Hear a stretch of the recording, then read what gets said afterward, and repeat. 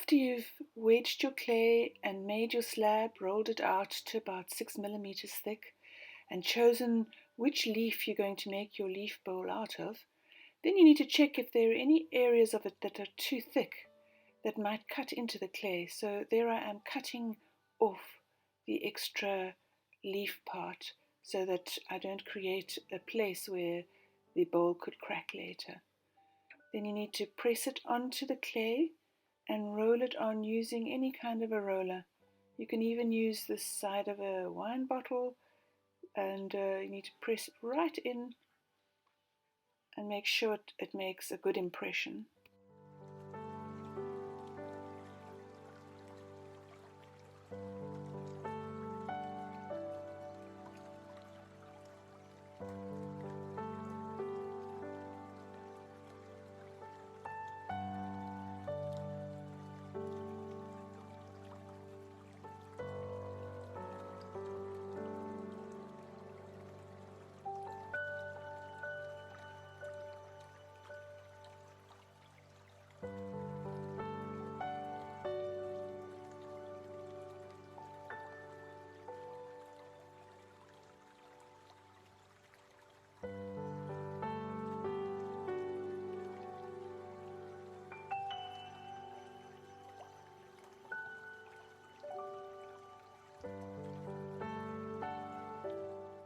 After cutting as close as you can to the edge of the leaf without damaging it, you need to pinch the edge with the leaf still on it so that you don't damage the little veins, and get a nice thin edge so that the leaf looks more natural.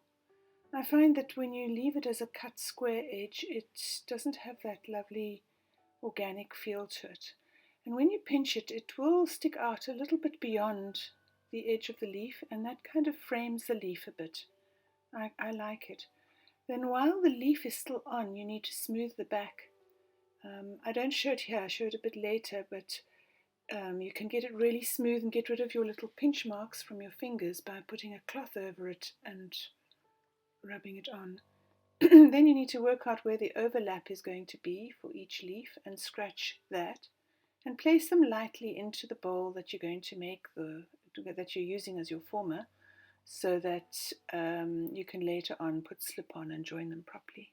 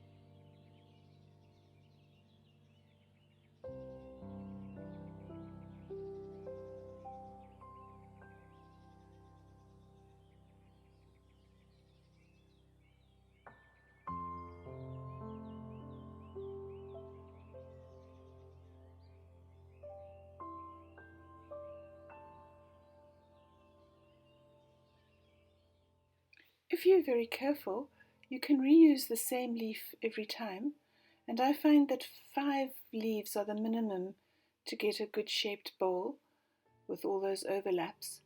So it does seem to last for 5 impressions. It gets a little bit more damaged each time, but if you're careful, you can reuse it. Otherwise, find another leaf that's a similar shape and size.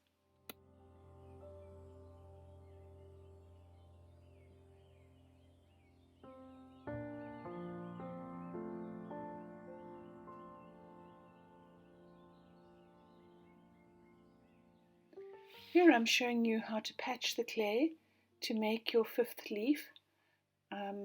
instead of having to re-wedge it and flatten it out again, you can scratch and slip the overlaps and press them well together, but then you must just make sure that you roll it and smooth it on both sides of the little slab that you've just made, and it is possible to do it that way.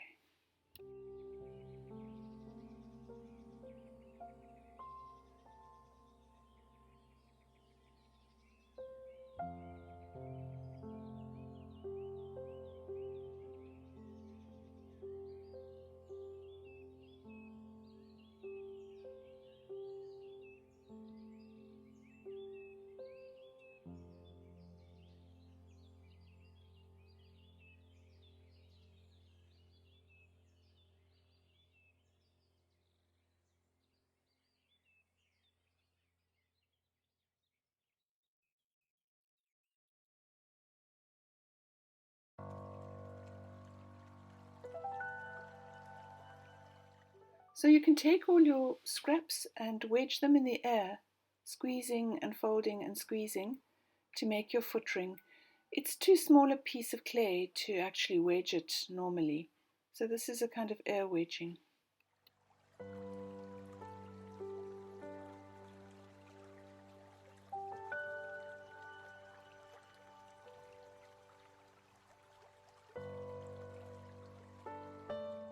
Here you can see that all the scratch marks are on the same side of the leaf for the overlap. Just don't put slip on the last one. You can do that manually afterwards, otherwise it will stick to the plastic of your former.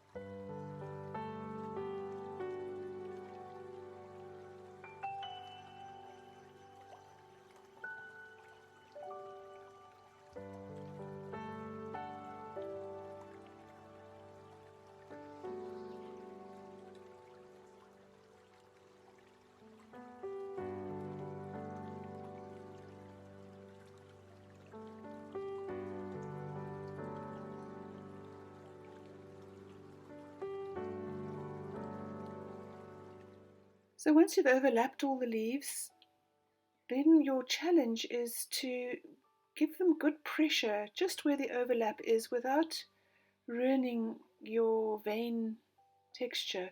You can either take something smooth and press it lightly, or take the actual leaf that you used and try and position it carefully and press that. But you must make a good bond here, otherwise your bowl won't hold together properly.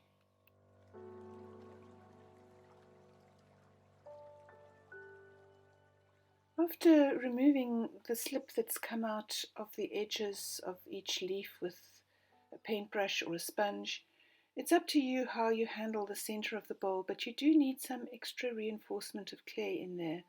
I normally put a little ball of clay in there and make it look like the center of a flower, but you could put a little stamped design or just try and blend it in.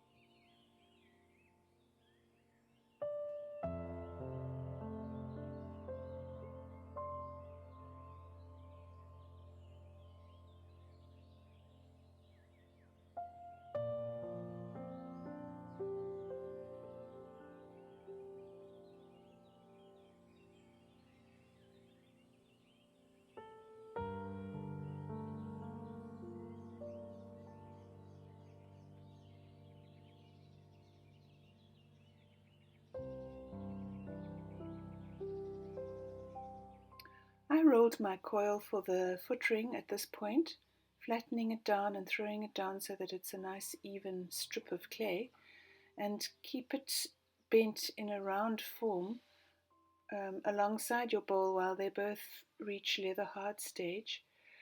But it might be easier for you if you just make the ring once your bowl is leather hard and you've turned it upside down.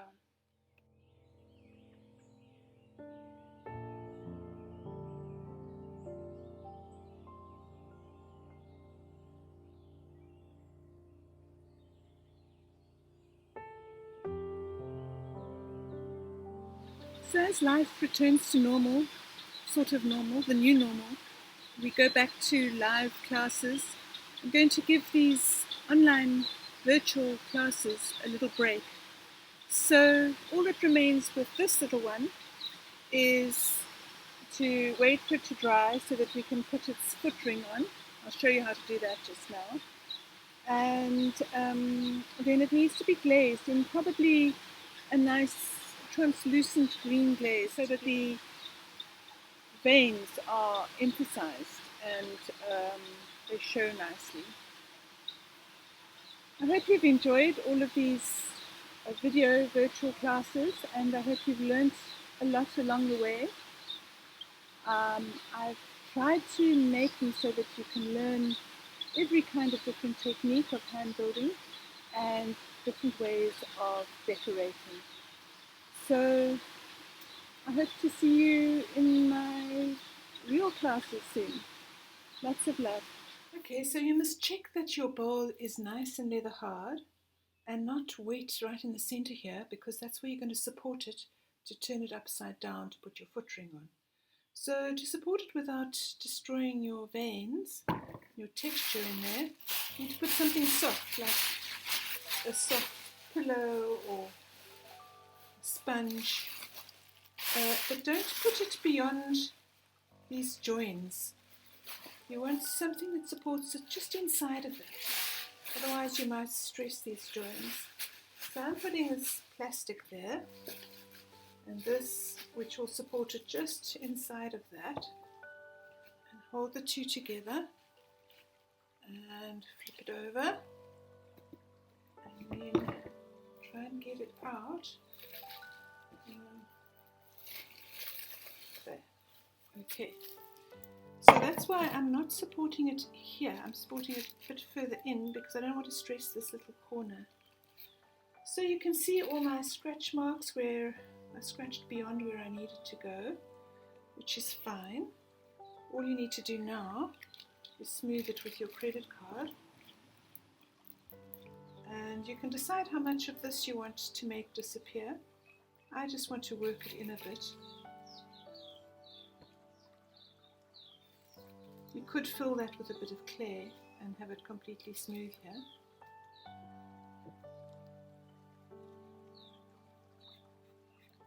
So if you find that you have actually stressed any bits here from pushing in and out, you might want to reinforce here.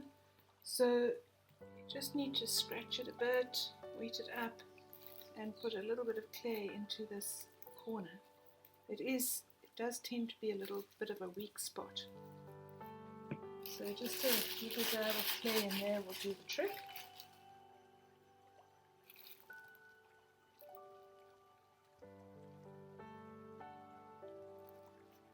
I don't want to make it too obvious, so I'm just blending it in.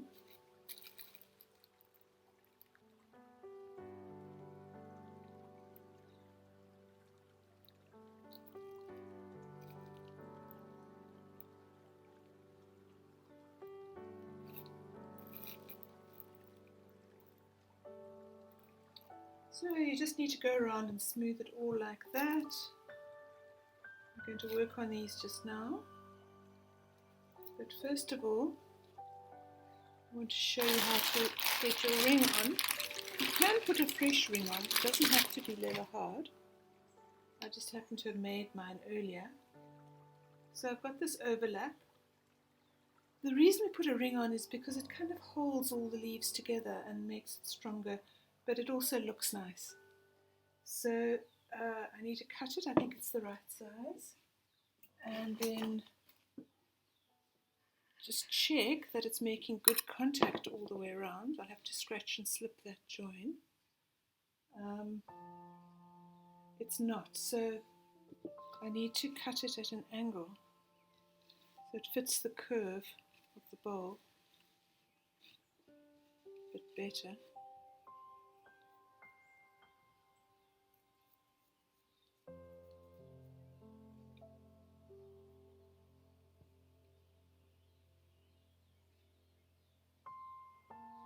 So there's some areas that it's not actually touching.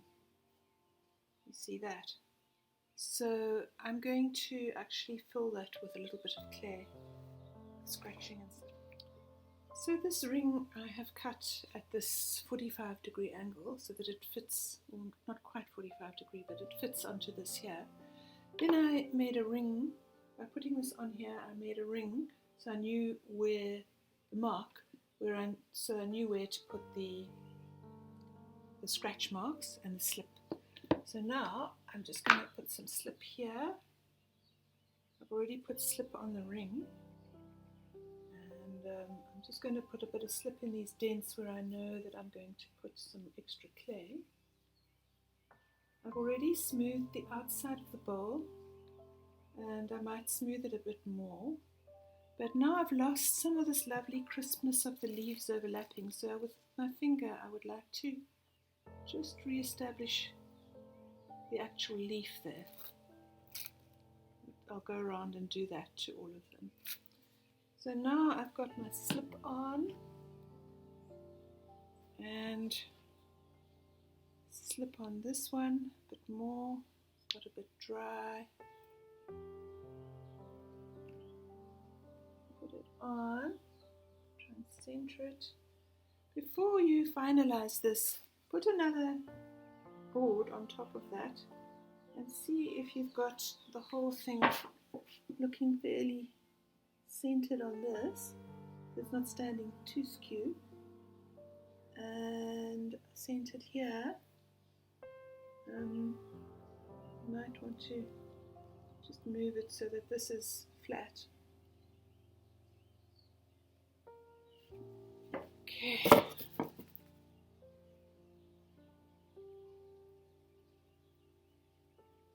Make good contact by pressing it down, and then take a bit of clay and push it in there. The other way you could do it is if you have a wet coil and you put it on, and then it'll go down, it'll dip down, and then you just cut it straight. That might be easier than making it and letting it dry to leather hard. I think we need to put a little coil all the way around this inner corner just to strengthen it because it's so uneven inside here. The other thing you must check is that the middle here of your bowl isn't higher than your foot ring. That's a common mistake people make, and then the foot ring doesn't help with the wobbling or anything.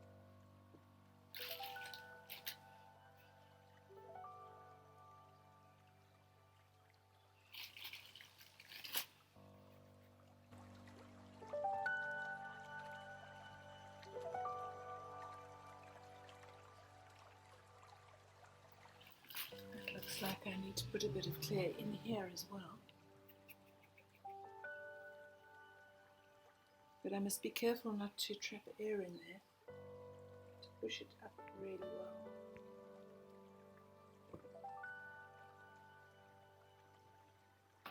So now that my pot is leather hard, and I'm sure that these little joins that I reinforced have dried to the same dryness as the petals, and everything's a bit stiffer, and I've checked that it's not touching here in the center. If it were touching, I could either add another coil here or pat this down a little bit, but now I'm happy to unmold it. I'm just going to put a board on top, hold it between both hands, squeezing together, and flip it over like unmolding your Christmas pudding. So then you take that off, take that out, and pour your padding, and then you reveal your bowl underneath, and you can just check if the inside little reinforcements are Looking good, you can neaten them up. If at any point you have ruined the veins of the leaves, just be very careful about using a needle or something to reinstate them, because they can look very unnatural. It might be better to take another leaf and just press it gently into the clay, or else somehow just do it in a very sensitive way so that it doesn't look unnatural. We're trying to make this look very pretty and natural. So, once you've done that, your bowl should be ready, and all that remains for you is to be creative in how you bring out these beautiful textures of the leaves. So I hope you enjoy it. Bye for now.